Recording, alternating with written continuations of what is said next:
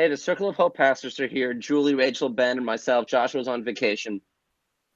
We're in this video series that we've been doing for some time called Someone Ask, where we try to answer questions that you have as succinctly and as helpfully as we can. We hope it is helpful to you. The question today is, how do I love someone that I don't like?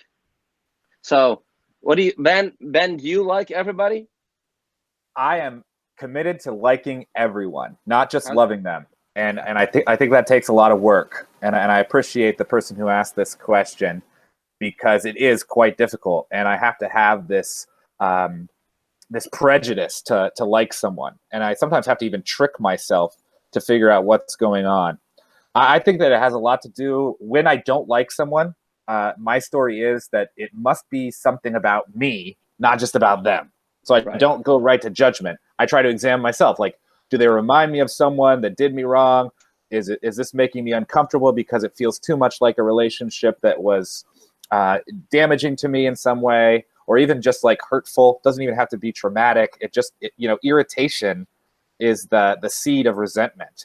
And so rather than nurture that irritation so that it becomes resentment and like something that makes it is hard to overcome in loving someone, I just have this kind of willful ignorance of what's going on inside of me and what's happening in them, and I want to tell the story in a way that is that breeds love and breeds. So how do you do that, Rachel? You're a parent, you have children. They're often irritated too, I guess. You're Well, teaching them something about this, right? well, yeah, that's funny. I was thinking of when my kids were younger and they would be arguing, I would always say, love is better than justice. Love is better than justice. I don't care what happened. And I was just, because our feelings change and our opinions even change sometimes moment to moment as problems arise. And so if we just keep looking for fairness or something, Yeah. and equality, it's not going to be enough. I was just talking to some people who are newly connecting to Circle of Hope, and they were saying, what's the difference between Jesus followers and other people who are doing great, amazing things in Philadelphia? And I think it's this forgiveness piece, this enemy love. So when you said love is better than justice too, did it work when they were two? Because I'd like to use that line with my 2-year-old. What do you think would happen? That's too young. You could say it, but good luck. Well, yeah, I think I might say it with like candy in my hand. Bribery. Julie? I have a really practical practice of listening past my first reaction.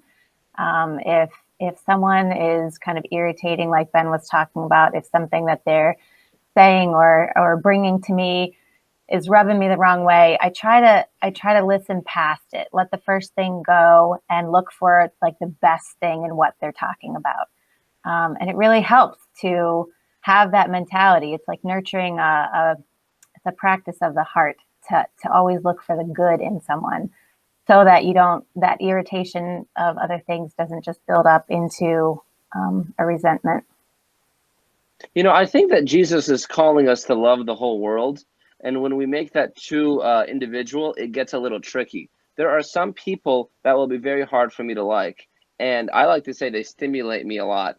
And it can be hard to have an intimate relationship with them. I'm okay with those kinds of limits. But in general, when I'm trying to love someone that I don't like, I actually pray that God will soften my heart toward them. And I generally find that when I have a relationship with them where we're talking about something or relating about something that isn't irritating to me, it really helps humanize them. You know, if I can imagine being their friend if we have something in common. That doesn't always work with all sorts of people. And I don't even think God needs me to like everyone, but I can love the humanity with the love that God has given me. I can share that with the world, even if I have interpersonal limitations that make certain relationships too, quite frankly, aggravating to have. So maybe that doesn't make me a really good Christian, but that's kind of the stuff I'm working with. Is that okay?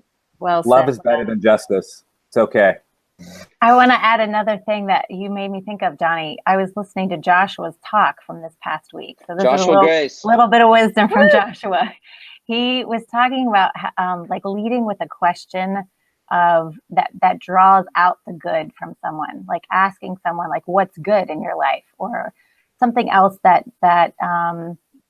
ability to connect with somebody who you might not think you could connect to, or you might think, is someone that's hard to like. Leading with a question that draws out the best of what God's doing in them is a good way to love them. What's not good, like Julie? Like that. Yeah. That's a good way. We should greet each other that way. What's good, Ben? That's a good way to talk. Don't answer that right now because we're out of time. Really helpful conversation. Thanks for sharing. I hope it was helpful to you too. And if it was, share it with people that you don't like. All right. See you next time. Peace. Bye.